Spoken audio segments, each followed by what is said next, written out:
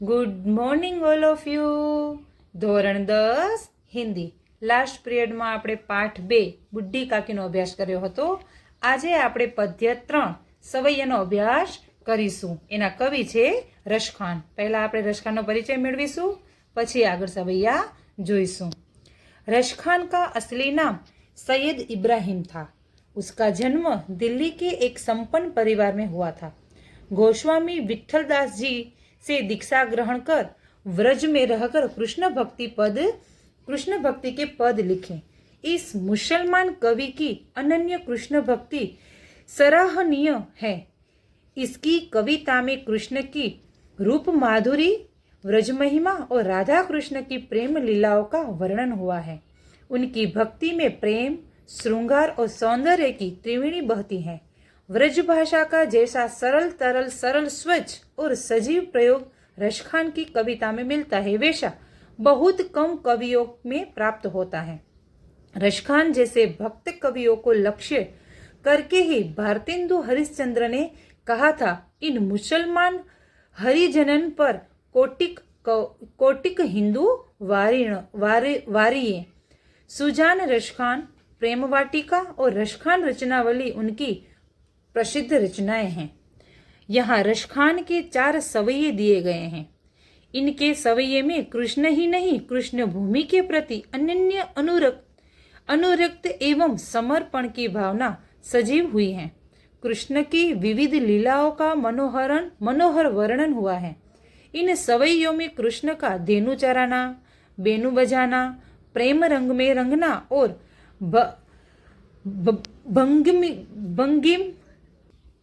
भंगिमाओं के साथ माधुर्यपूर्ण चित्रण हुआ है. कृष्ण के सामीप्य के लिए कवि लकुटी लेकर ग्वालों के संग फिरने की बात करते हैं. शिक्षक छात्रों को बताएं कि एक मुसलमान कवि होते हुए भी रशखान कृष्ण भक्ति में लीन थे. હવે રશખાન મુસલમાન કવિ હોવા છતાંય એને સરસ મજાનું આપણા હિન્દુમાં કૃષ્ણ ભક્તિમાં લીન થઈ અને સરસ મજાના આ સવૈયા એને લખ્યા છે. તો આપણે જોઈએ આ સવૈયા. માનુસ હો તો વહી રશખાન, બસો મિલી ગોકુલ ગાવ કે ગ્વારન. જો પશુ હો તો કહાં બસ મેરો, ચેરો નિત નંદ की धेनु मंजारण. पाहन हो तो वही गिरी को, जो धर्यो कर छत्र पुरंदर कारण.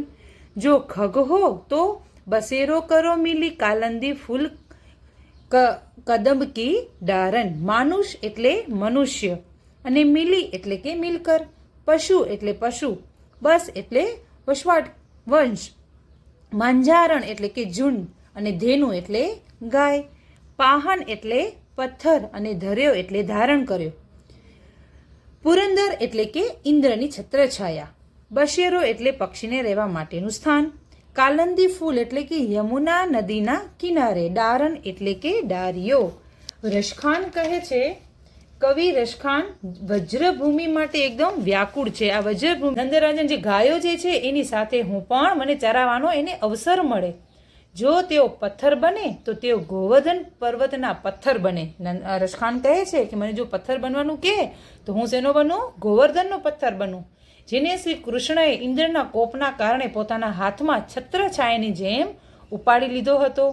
તેઓ કહે છે કે જો મને પક્ષી બનવાની તક મળે, રશખાન કહે છે મને પક્ષી બનવાની તક મળે તો હું તેઓ ગોકુળમાં અન્ય પક્ષીઓની સાથે મળીને યમુનાના કિનારે આવેલા કદમના વૃક્ષની ડાળીઓ પર નિવાસ કરું.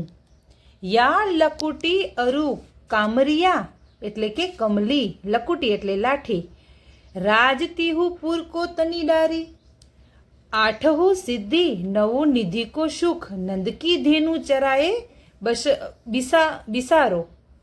રશખાન કબો ઇન આખીન સો, વ્રજ કે વન બાગ તડાગ નિહારો. કોટી કહો કલ ધોત કે ધામ, કરિલ કે કુંજન ઉપરવારી. વારી એટલે ન્યોછાવર કરવું, કુંજન એટલે કે ડારિયો, કલધોતા એટલે કે સોનાનો મહેલ અને કોટી એટલે કે કરોડો, લકુટી એટલે લાઠી. કવિ રશખાન કહે છે કે જો મને શ્રી કૃષ્ણની લાઠી અને કામળી પ્રાપ્ત કરવાનો અવસર મળે, જેને લઈને શ્રી કૃષ્ણ ગાયો ચરાવતા હતા, જે શ્રી કૃષ્ણ પાસે હતી ને લાઠી કામળી, એ કહે છે મળે તેના માટે હું આકાશ પાતાળ ને મૃત્યુલોક અર્થાત 3 લોકના રાજ્યોનો પણ હું ત્યાગ કરી દઉં. રસખાન કેટલું સરસ વર્ણન કરે છે કે મને જો એની ખાલી લખોટી લાકડી પ્રાપ્ત થઈ જાય ને તો હું આકાશ પાતાળ અને મૃત્યુલોક આ 3 લોકના રાજ્યોને પણ શું કરી દઉં?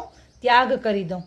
તેઓ કહે છે કે જો મને નંદરાજાની ગાયોને વનમાં લઈ જઈ ચરાવવાનું સદભાગ્ય મળે તો તેના બદલે હું અમૂલ્ય 8 સિદ્ધિઓ અને 9 નિધિઓ પ્રાપ્ત થનારા સુખને પણ હું ભૂલી જાઉં. એ શું કહે છે? રસખાન કહે છે કે મને નંદરામની ગાયો ચરાવવાનો અવસર મળે તો હું 8 સિદ્ધિઓ અને 9 નિધિઓથી પ્રાપ્ત થનાર સુખને પણ ભૂલી જાઉં. જો મને નંદરામની ગાય ચરાવવાનો અવસર મળે તો તેઓ કહે છે કે મને ક્યારેક મારી આંખોથી વ્રજના વન, ત્યાંના બાગ બગીચા અને સરોવરને જોવાનો અવસર મળે તો હું ત્યાં ઉગતી કાંટાળી ઝાડીઓને ઝુંડને પણ પસંદ કરું. એ શું કહે છે કે બાગ બગીચા સરોવર મને જોવાનો અવસર મળે ત્યાં મારા આંખેથી તો હું કાંટાળી વનસ્પતિને પણ ઝુંડને પણ હું પસંદ કરું અને તેમની તુલનામાં સોનાના કરોડો મહેલો પણ હું તજી દેવા તૈયાર છું. મને કાંટાળી વનસ્પતિ જે છે એને જોવાનો અવસર મળે તો હું કલધોતા કીધું ને તો કે કલધોતા કે સોનાના મહેલોને પણ હું ત્યજી દઉં એટલે કે છે એને હું છોડી દઉં. જા દિન તે વહ નંદ કો છોહરો યા બન ધેનું ચરાએ ગયો હૈ મોહિની તાતની ગોધન ગાય કે બેનું બજાય રીજાય ગયો હૈ તાહી ધરી કછુ ટોના સૌ કે રશખાન હિયે મેં સમાઈ ગયો હૈ. કૌ તે એકદમ વ્યાકુળ છે. આ વજ્રભૂમિનું એને સરસ મજાનું વર્ણન કર્યું છે કે શ્રી કૃષ્ણ પ્રત્યે તો અત્યંત પ્રેમ છે તેમ છતાંય એની ભૂમિ સાથે પણ એટલો જ પ્રેમ છે.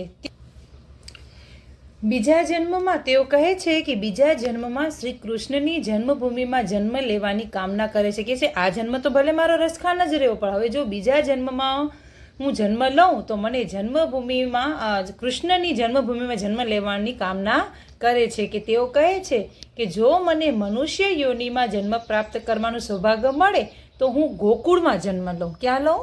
ગોકુળમાં લઉં. મિલી ગોકુલ ગ્વારણ કે ગ્વારણ ગોકુળમાં જન્મ લઉં. ત્યાં ગામના ગોવાળીઓ સાથે મળીને નિવાસ કરું, હું એની સાથે રહું. તેઓ કહે છે કે મને પશુ યોનિમાં જન્મ મળે તો એ બાબતનો મને અધિકાર નથી. તેઓ ફક્ત એટલું જ ઈચ્છે છે કે પ્રતિદિન દરરોજ તેમને નંદરાજાની ગાયોની વચ્ચે ચરવાનો અવસર મળે. કે છે કે હું નંદરાજાની જે ગાયો જે છે એની સાથે હું પણ મને ચરાવવાનો એને અવસર મળે. જો તેઓ પથ્થર બને તો તેઓ ગોવર્ધન પર્વતના પથ્થર બને. રસખાન કહે છે કે મને જો પથ્થર બનવાનું કહે તો હું શેનો બનું? ગોવર્ધનનો પથ્થર બનું. જેને શ્રી કૃષ્ણએ ઇન્દ્રના કોપના કારણે પોતાના હાથમાં છત્રછાયાની જેમ ઉપાડી લીધો હતો. તેઓ કહે છે કે જો મને પક્ષી બનવાની તક મળે, રસખાન કહે છે મને પક્ષી બનવાની તક મળે તો હું તેઓ ગોકુળમાં અન્ય પક્ષીઓની સાથે મળીને યમુનાના કિનારે આવેલા કદમના વૃક્ષની ડાળીઓ પર નિવાસ કરું. યા લકુટી અરુ કામરિયા એટલે કે કમલી, લકુટી એટલે લાઠી, રાજતીહુ પુર કો તની ડારી, આઠહુ સિદ્ધિ નવું નિધિ કો સુખ, નંદકી ધેનું ચરાએ બિસારો, રશખાન કબો ઇન આખીન સો, વ્રજ કે વન બાગ તડાગ નિહારો, કોટી કહો કલ ધોત કે ધામ, કરીલ કે કુંજન ઉપરવારી, વારી એટલે ન્યોછાવર કરવું, કુંજન એટલે કે ડારીઓ, કલ ધોતા એટલે કે સોનાનો મહેલ, અને કોટી એટલે કે કરોડો, લકુટી એટલે લાઠી. કવિ રસખાન કહે છે કે જો મને શ્રી કૃષ્ણની લાઠી અને કામળી પ્રાપ્ત કરવાનો અવસર મળે, જેને લઈને શ્રી કૃષ્ણ ગાયો ચરાવતા હતા, જે શ્રી કૃષ્ણ પાસે હતી ને લાઠી કામળી, એ કહે છે મળે તેના માટે હું આકાશ પાતાળ ને મૃત્યુલોક અર્થાત 3 લોકના રાજ્યોનો પણ હું ત્યાગ કરી દઉં. રસખાન કેટલું સરસ વર્ણન કરે છે કે મને જો એની ખાલી લખોટી લાકડી પ્રાપ્ત થઈ જાય ને તો હું આકાશ પાતાળ અને મૃત્યુલોક આ 3 લોકના રાજ્યોને પણ શું કરી દઉં? ત્યાગ કરી દઉં. તેઓ કહે છે કે જો મને નંદરાજાની ગાયોને વનમાં લઈ જઈ ચરાવવાનું સદભાગ્ય મળે તેના બદલે હું અમૂલ્ય 8 સિદ્ધિઓ અને 9 નિધિઓ પ્રાપ્ત થનારા સુખને પણ હું ભૂલી જાઉં. એ શું કહે છે? રસખાન કહે છે કે મને નંદરામની ગાયો ચરાવવાનો અવસર મળે તો હું 8 સિદ્ધિઓ અને 9 નિધિઓથી પ્રાપ્ત થનાર સુખને પણ ભૂલી જાઉં છું. કૌ ન કાહુ કી કાની કરે, શીઘ્રો વ્રજવીર બીકાઈ ગયો હે. કવિ રસખાન કહે છે કે જ્યારથી નંદનો દીકરો શ્રી કૃષ્ણ આ વનમાં ગાયો ચરાવીને ગયો છે અને પોતાની મુરલીના મનમોહક સુરોથી તેમને પ્રસન્ન કરી ગયો છે, ત્યારથી તે લોકો પર એવો જાદુ કરી ગયો છે કે તે સૌના હૃદયમાં વસી ગયો છે. શ્રી કૃષ્ણ વાંસળી વગાડતા એટલે બધાએ ગાયો, ગોવાળિયાઓ અને ત્યાં રહેતા કેટલા બધા લોકો ત્યાં આવી જતા અને કહે છે કે સૌના હૃદયમાં વસી ગયો છે. વાંસળી બંધ કરી નાખતા શ્રી કૃષ્ણ, છતાંય બધાના મગજમાં ને હૃદયમાં એકદમ ફરિયાદ કરતી એની વાંસળીના સૂર. ત્યારથી વ્રજમાં એવી સ્થિતિ થઈ ગઈ છે કે કોઈ કોઈની પરવા જ કરતું નથી. કૌ ન કૌ કી કાની કરે, કાની એટલે પરવાહ, કોઈ કોઈની પરવા કરતું નથી. એમ લાગે છે કે સૌ વ્રજવાસી નંદજીના દીકરા પર વારી ગયા છે, એટલે કે એના પર સમસ્ત એના પર જ વારી ગયા છે. મોર પંખા સિર ઉપર રાખ્યો, ગુંજકી માલા ગરે પહેરોની રોંગી, ઓઢી પિતાંબર લઈ લકુટી બન, ગોધન ગ્વારીન સંગ ફિરોંગી, ભાવતો બોહી મેરો રસખાની, સૌ તેરે કહે સબ સ્વાંગ ભરોગી. સ્વાંગ કરવું એટલે નકલ કરવી. મેં મુરલી પર કી અધરાન ધરી અધરા ન ધરૂંગી. હવે સરસ મજાનું કહે છે રસખાન શ્રી કૃષ્ણ પ્રત્યેના ગોપીઓનું વર્ણન કરે છે. હવે રસખાન જે છે એ શ્રી કૃષ્ણ પ્રત્યે ગોપીઓનું વર્ણન કરતા કહે છે કે ગોપીઓ જે છે એ શ્રી કૃષ્ણ માટે સંપૂર્ણ સ્વાંગ રચવા તૈયાર થાય છે. સ્વાંગ એટલે કે સંપૂર્ણ શ્રી કૃષ્ણની નકલ કરે છે. કહે છે કે જે કંઈ શ્રી કૃષ્ણને પ્રિય હતું, ગોપીઓ કહે છે કે તેઓ શ્રી કૃષ્ણની જેમ પોતાના મસ્તક ઉપર મોરપીંછ ધારણ કરશે.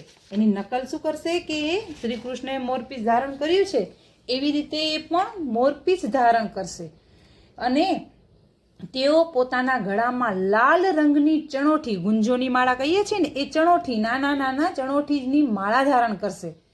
તેઓ શ્રી કૃષ્ણનો વેશ ધારણ કરીને પીળા રંગના વસ્ત્રો ઓઢીને અને પોતાના હાથમાં ગાયોને ચરાવવા માટે લાકડી લઈને ગાયો અને ગોવાળિયાની સાથે સાથે વનમાં ભટકશે. રસખાન કહે છે કે અમે અમારા શ્રી કૃષ્ણને માટે એમના બધા જ રૂપ ધારણ કરીશું જે તેમને ગમતા હતા, પરંતુ એક રૂપ અમે ક્યારે ધારણ નહીં કરીએ. એ કયું? તો કહે છે કે શ્રી કૃષ્ણ ધારણ કરતા હતા જે મોરલી, તેઓ શ્રી કૃષ્ણની જે મોરલી ધારણ, મતલબ કે મોરલી જે છે એ નહીં વગાડે. તેઓ કહે છે કે મોરલીને શ્રી કૃષ્ણે પોતાના હોઠ પર મૂકીને વગાડી હતી. તે મોરલીને અમે અમારા હોઠ ઉપર કદી નહીં મૂકીએ. શું કામ નહીં મૂકીએ? કારણ કે તેનાથી તે અપવિત્ર થઈ જશે. એટલે તેઓ પોતાના આરાધ્યની સાથે તેનો વ્યવહાર કદી કરવા ઈચ્છતી નથી. કે જે અમે એના બધા જ રૂપનું નકલ, સ્વાંગ રચશું બધા જ રૂપનું, પણ અમે એક રૂપનું ધારણ નહીં કરીએ જે એને હોઠ ઉપર મોરલી રાખી હતી. કે છે કે અમે મોરલી વગાડીએ શ્રી કૃષ્ણની, એની જેમ વગાડીએ તો એ શું થઈ જાય? એઠી થઈ જાય. એ અમને પસંદ નથી, એ અપવિત્ર ગણાય. એટલા માટે એ અમે રૂપ ધારણ કરશું નહીં. બાકી બધું જ રૂપ શ્રી કૃષ્ણ જેવી રીતે તૈયાર થયા હતા એવી જ રીતે અમે પણ એની નકલ કરીશું. તો વિદ્યાર્થી મિત્રો, તમને આ સવૈયા સમજાઈ ગયા હશે અને તમે પણ એનો મહાવરો કરજો. બરાબર?